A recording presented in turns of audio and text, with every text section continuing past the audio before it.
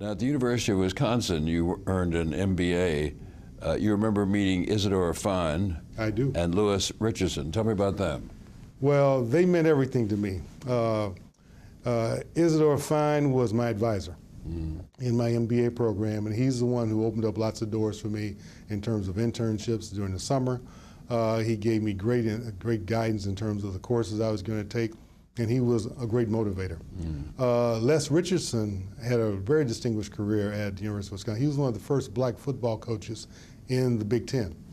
And so when I arrived there, he was then vice chancellor for affirmative action. So I went to see him because I needed a part-time job to supplement my fellowship.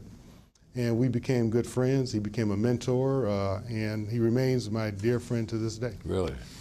But I wondered when I was doing this reading in advance that because he was football coach that you were a football player. No, I wasn't, no. His son played quarterback at the University of Wisconsin in those early years. Yeah. Very good. Yeah. Now, what about Sargent, Shriver, John Kennedy, Nelson Mandela, people you admired a great deal, Shriver particularly?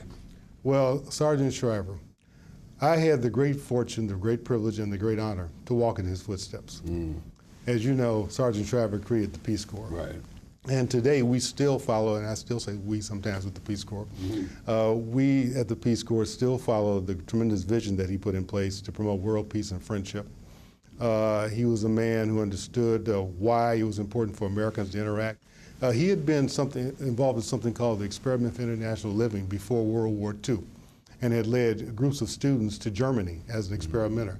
And he understood why we were interconnected, and why we needed to understand each other and to learn more about each other. And so that's the vision that he brought to the Peace Corps. And how did he come into your consciousness first? Well, you know, interesting. I think I had heard some of John Kennedy's speeches about the Peace Corps, and I heard Sargent Shriver speak in Chicago, because as you know, he lived in Chicago.